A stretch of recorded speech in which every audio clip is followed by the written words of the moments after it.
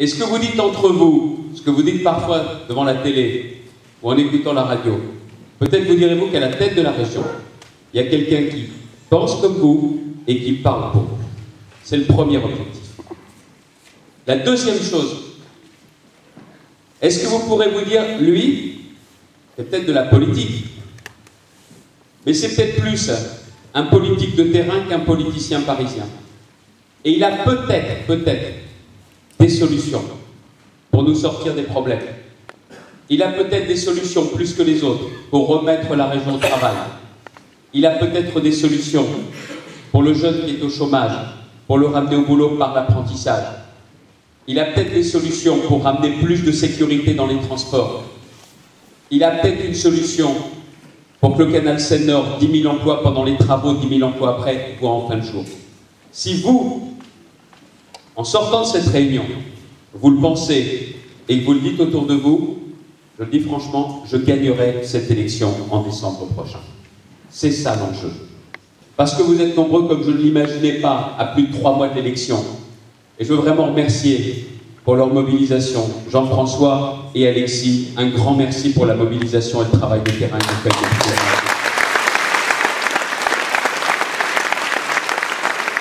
Parce que il a été beaucoup de questions de moi. Pour l'instant, c'est moi qui suis là. Mais je ne vais pas faire campagne tout seul. Le moment est venu pour que, à la tête de chacune des listes, et celles et ceux qui veulent être candidats avec moi, soient aussi au travail et complètement. Que la campagne se fasse avec moi, mais que la campagne se fasse aussi sans moi, même quand je ne suis pas là. Je suis, je crois, en ce moment en train de tutoyer les 200 déplacements. Je ne cherche pas à rentrer dans le livre des records. Mais c'est tout simplement que cette grande région, qui va de la frontière belge à quasiment ici, qui va de la baie de Somme jusqu'à la Thiérache, jusqu'à Mathiérage, que cette grande région, si on veut la comprendre, il faut être sur le terrain et pas rester dans un bureau. Que cette région, il vaut mieux passer du temps en essayant de rencontrer des gens qui ne viennent pas aux réunions, plutôt que de se contenter de parler aux seuls militants dont j'ai pourtant terriblement besoin. Voilà comment je vais faire cette campagne, et je vais continuer en permanence. Ne me plaignez pas, j'adore ça. D'ailleurs, celui qui n'aime pas le contact, il ne faut surtout pas faire de politique. Et je le dis parce que je partage cette conviction avec Édouard, que je remercie vraiment. Et autre parenthèse, pour un mec qui a la fièvre, je t'ai trouvé très en forme. Très en forme. Et les 2 petites dames qui sont derrière moi, qui n'ont pas leur langue dans leur poche, elles me disaient aussi que c'était particulièrement. Et ce que j'aime bien, vous voyez dans ce qu'a dit Édouard, ce n'est pas des grands discours, c'est des exemples concrets. Ce sont des choses très précises. Et en plus, regardez, à ceux qui vous disent, ah, la politique, ils ne tiennent jamais leurs promesses. Regardez sur le 60. Regardez ce qui a été fait pour les ordinateurs avec ce gaspillage de fonds publics sans pareil. Regardez aussi ce qui est fait sur la façon dont le train de vie du conseil départemental a été singulièrement réduit. Ça montre une chose, c'est que les élus qui disent avant sont aussi capables de faire après. C'est ce qui permet aussi de réhabiliter la politique. Bravo mon cher Édouard.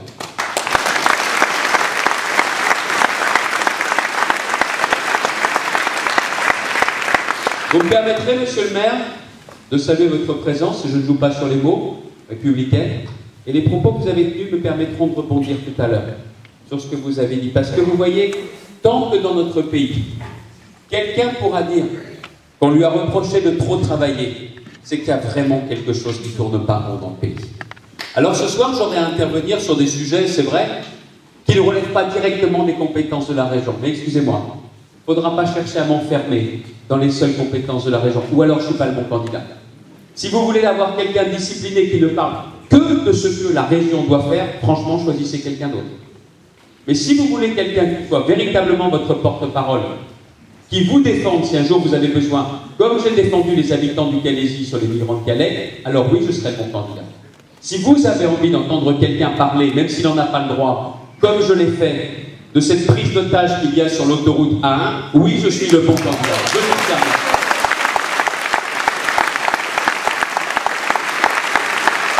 Et si je ne suis pas politiquement correct, je m'en moque éperdument. Parce qu'il y a une chose que j'ai compris. Je ne vais pas vous dire que j'ai changé. Ce n'est pas le sujet. C'est peut-être qu'aujourd'hui, je n'écoute plus les mêmes en premier. Le véritable danger que nous avons, dès que nous exerçons des responsabilités nationales, c'est de passer du temps à Paris, c'est normal. C'est de passer trop de temps à Paris. Parce qu'à Paris, avec qui nous discutons? Avec les patrons des grandes entreprises, plutôt qu'avec les artisans et les patrons de PME. À Paris, on discute beaucoup plus avec nos amis politiques et responsables politiques, et pas assez avec les élus de terrain. À Paris, on passe son temps à faire des émissions de télévision, et à parler et à plaire aux journalistes politiques, et à oublier les gens sur le terrain. Aujourd'hui, je passe de moins en moins de temps à Paris, je passe de plus en plus de temps ici, et en définitive, il n'y a qu'une seule chose qui compte, c'est d'avoir à rendre des comptes à ceux que je représente, mes concitoyens, plutôt que les cercles parisiens. Je l'assume, j'ai fait ce choix. Mais attention, certains me disent que je peux être un peu direct, un peu trop direct. Ça veut dire écouter, me faire mon opinion et aussi savoir dire non. Tout élu qui se respecte doit aussi savoir dire non. Et tout élu qui se respecte doit apprendre une chose, c'est que la vie politique, c'est comme la vie tout court, on ne peut pas plaire à tout le monde. Et il est vrai, qu'au début, en politique, quand j'ai commencé la politique, j'aurais rêvé qu'on sorte sans se faire jamais enguirlander. Que tout le monde nous embrasse, nous adore et nous aime, c'est pas possible. Et pourtant, en politique, certains ont le sentiment qu'il faut chercher à faire l'unanimité. Moi, c'est pas le cas. Ou en tout cas, j'ai compris que c'était terminé. Ce qui veut dire clairement, quand je dis la région au travail, je ne peux pas vous proposer une politique qui fasse plaisir ou qui s'adresse en même temps à celui qui veut travailler et à celui qui ne veut pas travailler. Ça n'est pas possible.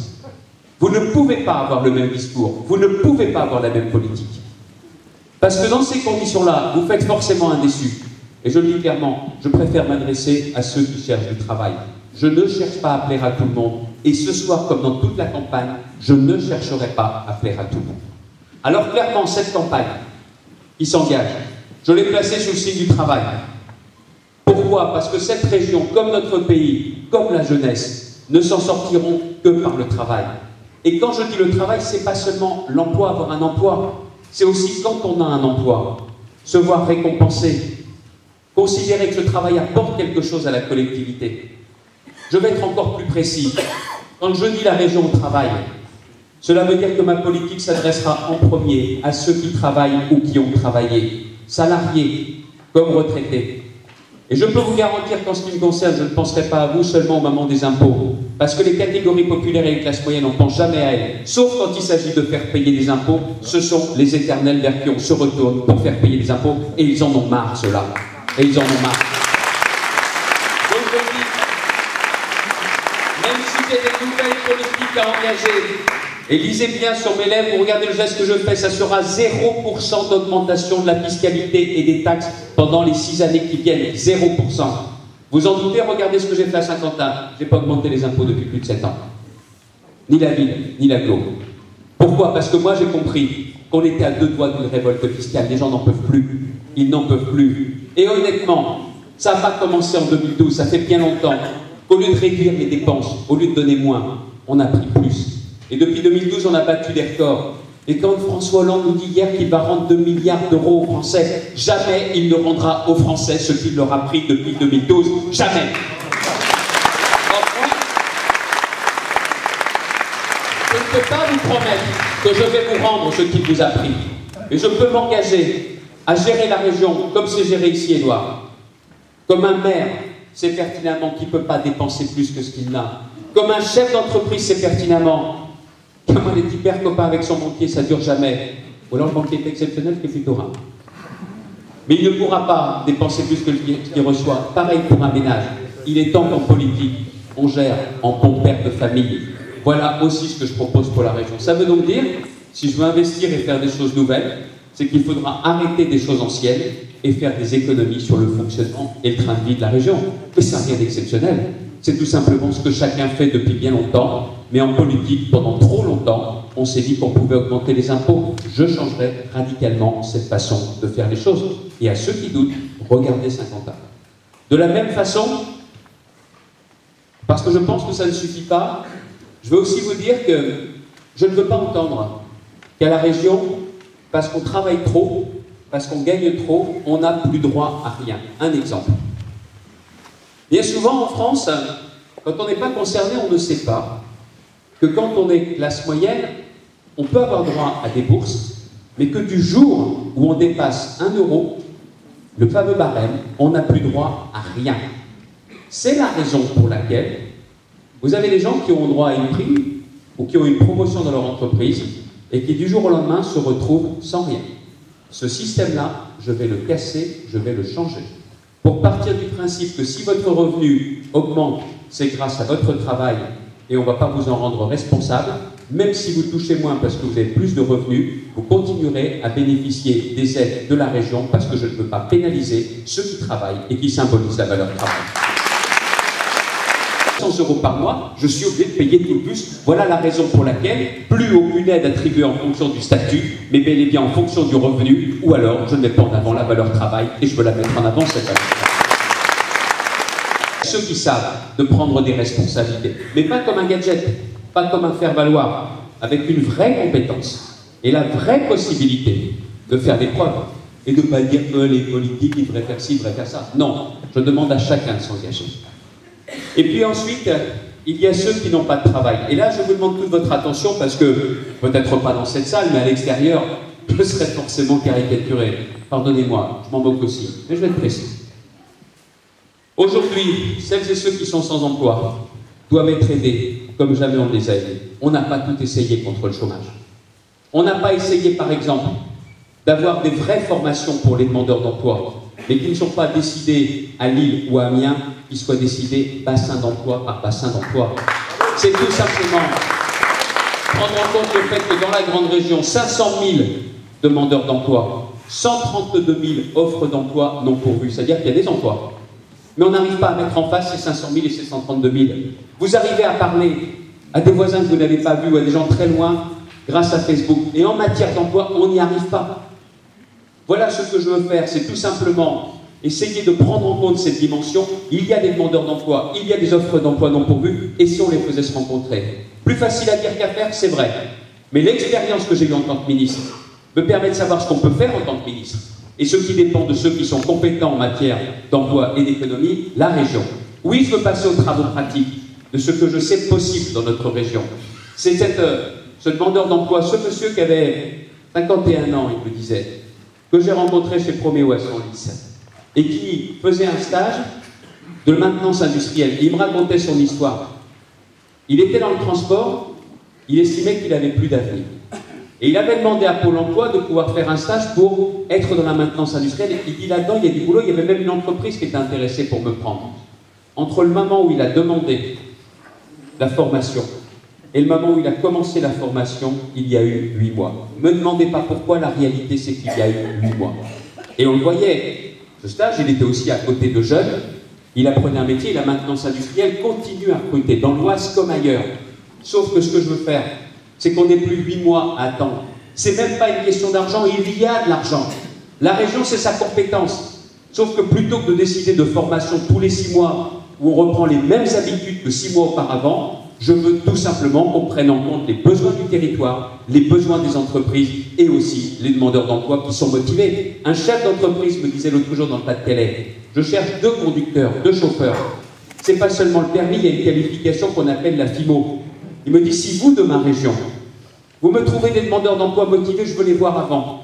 Si vous me garantissez que vous les prenez en charge pour la formation, je vous signe tout de suite que je les recrute. Mais aujourd'hui, personne ne vient me voir pour me les amener, et moi je ne peux donc pas m'engager. Je ne vous dis pas que j'effacerai le chômage.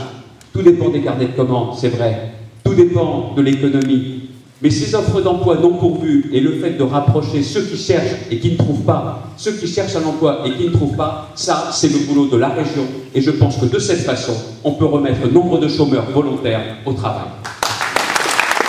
Bidon qu'un stage parking, je suis prêt à mettre en place de vraies formations en fonction des besoins du territoire. Et ces bénéficiaires du RSA qui ne travaillent plus depuis longtemps, je suis prêt à ce qu'on leur remette le pied à l'étrier et on verra qui a réellement envie de revenir vers l'emploi et qui n'a pas envie de revenir vers l'emploi. Parce que ça fait des années qu'on vous promet une loi. Et je pense qu'il faudra une loi sur le RSA pour qu'au final, celles et ceux qui bénéficient du RSA ont le droit de toucher le RSA, mais ont aussi le devoir de proposer quelque chose pour la collectivité. Je suis résolument pour qu'il y ait 7 à 10 heures de mission d'intérêt général quand on touche le RSA. Et ça n'est pas une punition. Ça n'est pas une punition. C'est tout simplement pour regarder la réalité. Celui qui est au RSA, ça fait des années qu'il ne bosse plus. Ça fait des années, plus de collègues de travail, plus d'horaires de travail, plus d'habitude de travail, plus de charge de travail. Ce que je propose, c'est pas de le punir, c'est tout simplement de lui remettre le pied à l'étrier. Ça dépendra de la loi. Mais j'ai pas envie de vous dire, on va attendre la loi. Élu, je proposerai dès le mois de janvier prochain, entreprise d'insertion, formation qualifiante de vraie formation, que l'on puisse proposer aussi aux bénéficiaires du RSA de revenir vers l'emploi. Ça veut donc dire se mettre en quatre et faire plus que ce que l'on a fait sur la question du travail. Et c'est là-dessus que je demande d'être jugé. Mais aussi en contrepartie, à celles et ceux qui pensent qu'on peut s'en sortir sans bosser, alors qu'ils le pourraient. À celles et ceux qui pensent qu'en définitive, l'assistanat est un objet de discours, mais qu'on ne les sortira pas de l'assistanat. À ceux qui pensent qu'on peut s'en sortir sans bosser, je le dis très clairement, je m'appelle Xavier Bertrand, je ne suis pas le bon candidat, surtout, ne votez pas pour moi, à bon entendeur. Vous êtes chômeur, vous avez décidé de tout faire pour revenir vers l'emploi, vous ne trouverez pas un candidat qui se mettra en quatre comme moi pour vous ramener vers l'emploi. Parce que j'ai été ministre du Travail, et même si pendant la crise, on a mieux résisté que d'autres pays, on n'est pas allé au bout de l'action. On n'a pas encore été assez efficace. Même dans ma ville, quand je me bats contre le chômage, quelles que soient les caricatures qu'on peut faire, je sais pertinemment qu'il y a des choses qui sont possibles. Il y en a d'autres sur lesquelles on ne peut pas aller au bout parce que c'est la région. La première compétence de la région, c'est l'économie. Le premier acteur compétent pour l'économie, c'est la région. Alors je veux faire mes preuves et montrer qu'on peut remettre en route cette machine à créer et à donner du travail. La seule chose, mes amis, c'est que je voudrais vraiment... Vous avez compris de quelle façon je veux travailler, mais je refuse les caricatures.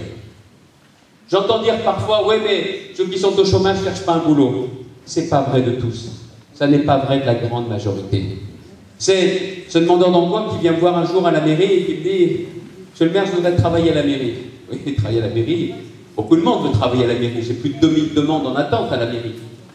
Et je lui dis « Mais on vient d'ouvrir des restaurants à Saint-Quentin, que ce soit pour le service, que ce soit pour aider en cuisine, même la plonge, excusez-moi. » Elle me dit « Monsieur le maire, les horaires. » Ne rigolez pas parce que vous faites ce que j'ai fait intérieurement ce jour-là. Je lui dis, ah bon, les horaires, ça vous dérange? Bah oui, monsieur le maire, il faut travailler tard le soir. Et ça vous pose problème? Je dis, oui, ça me pose problème. Pourquoi? Parce que j'ai plus de voiture. J'avais une voiture, elle est tombée en panne, j'ai pas l'argent pour réparer. J'ai dû m'en séparer. Et monsieur le maire, tard le soir, comment je fais pour revenir? Comment je fais pour revenir? Oui, question du vélo, il dit, je pense bien, un vélo, je pense bien aussi, peut-être au covoiturage, parce qu'ensuite, si ça marche bien, si je réussis ma période d'essai, je trouverai peut-être des collègues qui me ramèneront, et quand je commencerai à toucher à nouveau, je pourrais peut-être me racheter une voiture, mais spontanément, c'était pas un feignant. C'est quelqu'un qui est confronté à des difficultés que nous ne rencontrons pas forcément. Et celui qui habite en milieu rural, qui a perdu son boulot, qui est à 30 ou 40 km de la formation qu'on lui proposera ou autre, on fait des ramassages scolaires pour les jeunes. Et pourquoi on n'émergerait pas un ramassage pour ceux qui reprennent une formation ou qui reprennent un boulot, le temps qu'ils aient à nouveau un revenu? Ça vous semble décalé ce que je dis? Ça vous semble trop un détail pour le président d'une région de 6 millions de personnes? Alors il ne faudra pas vous étonner que je rentre dans le détail, parce que je pense que si on n'est pas capable de faire du sur-mesure dans les mois et dans les années qui viennent, nous ne réussirons pas à ramener vers l'emploi des gens qui demandent vraiment à retrouver un emploi. C'est la même chose pour cette dame qui hier vient me voir à la braderie de Saint-Quentin et qui me dit, monsieur le maire, trouver un emploi, vous savez, j'ai des enfants, ma famille n'est pas près de chez moi, je ne m'entends pas bien avec mes voisins, et quand on me propose un emploi où il va falloir que je prenne une nounou et que je vais en avoir pour autant que de prendre un emploi, vous savez, c'est pas que je veux pas, mais je vois pas comment je vais pouvoir m'en sortir pour payer le loyer et le reste. Si on ne trouve pas des solutions pour cette dame-là, c'est pas une feignante, c'est quelqu'un qu'il faut accompagner plus que d'autres. Voilà pourquoi c'est pas une affaire de statistiques, le chômage, c'est autant de réalités humaines. Et on ne peut pas prendre ça de loin, d'Amiens ou de Lille, il faut être capable de le faire humainement, bassin d'emploi par bassin d'emploi. Si on fait cela, je n'effacerai pas le chômage, mais je pense sincèrement qu'on peut le faire reculer et qu'on peut dans cette région, quoi qu'il arrive, quelles que soient les évolutions, créer beaucoup plus d'emplois que d'emplois ne disparaîtront et donc qu'on remette en route la machine à créer les emplois dans la région d'Nord-Pas-de-Calais-Picardie.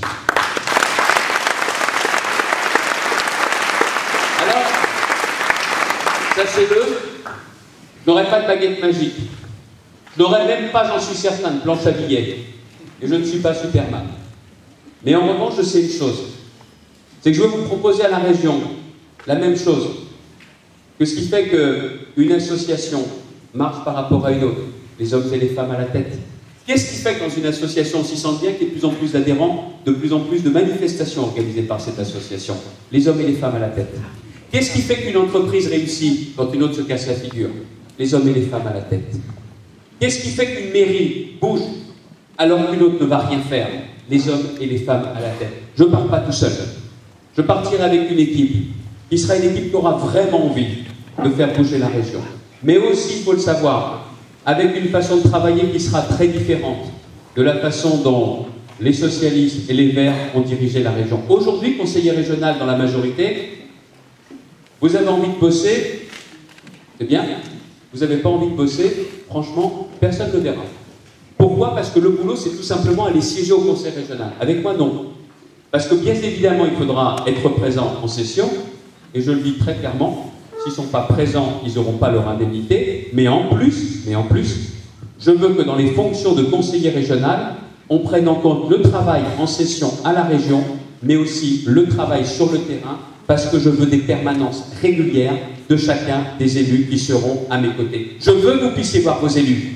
Je veux que vous puissiez voir dans chaque arrondissement qui ils sont, où ils sont, qu'ils tiennent des permanences, qu'ils rendent des comptes, et que vous puissiez aussi ne pas avoir à faire le 06 ou à envoyer un mail pour joindre vos élus. Je veux des élus de terrain, c'est comme ça aussi qu'on peut réconcilier les Français avec la politique. Il n'y aurait pas eu tout ce travail de terrain pendant toutes ces années. Il n'y aurait pas autant d'amis qui sont ici ce soir. Et Edouard le sait pertinemment. Les époques où c'était compliqué, quand on disait, quand il était élu la première fois, oui, mais c'était une victoire par accident. Ouais. C'est la raison pour laquelle... Non mais rappelez-vous, à l'époque, Benjamin, victoire par accident. En fin de compte, non seulement il était brillamment réélu, mais aujourd'hui il est patron de ce département. Ça fait plaisir, c'est le travail de terrain qui est aussi récompensé. Alors mes amis, je vais parler du travail. Il y a plein de choses dont je n'ai pas parlé. Je n'ai pas parlé d'infrastructures, de routes, de canal Seine-Nord encore. Je n'ai pas parlé d'agriculture. Et pourtant l'agriculture, il ne faut pas considérer ça comme un sujet d'hier ou un sujet lointain. Parce qu'il vaut mieux avoir des agriculteurs chez nous, proches de nous, si vous voulez être sûr de ce que vous avez dans vos assiettes et si vous voulez garder des emplois dans l'agroalimentaire demain. Le jour où il n'y a plus d'agriculteurs, vous pouvez faire confiance aux fermiers russes ou aux fermiers chinois, mais moi je fais confiance en premier aux agriculteurs français. Le jour où il n'y a plus d'agriculture, vous n'avez aucune garantie que vous garderez les milliers d'emplois dans la région qu'il y a dans l'agroalimentaire. Alors je préfère que ce soit fait ici. De la même façon, je ne vous ai pas parlé de culture. Je ne vous ai pas parlé de sport. Je n'ai pas parlé de transport. Je n'ai pas parlé de sécurité dans les transports. Vous savez pourquoi? Parce que c'est vous qui allez faire, d'une certaine façon, le projet que je conduirai pour la région, mais c'est vous qui allez faire le menu de cette réunion. Si vous êtes ici, c'est parce que certains sont déjà convaincus, peut-être que certains pas tant que ça. Peut-être que vous avez l'image de moi comme de quelqu'un qui était ministre, qui porte donc une responsabilité dans ce qu'on a fait ou pas fait. D'autres sont peut-être tout simplement des curieux. D'autres sont peut-être encore plus éloignés que des curieux. Alors si vous voulez savoir vraiment ce que j'ai en tête, vraiment savoir ce que j'ai dans le ventre, soyez aussi direct que je l'ai été, et dites-moi ce que vous pensez, et dites-moi aussi, s'il vous plaît, ce que vos amis qui ne sont pas venus ou qui ne viendront plus jamais à une réunion pensent.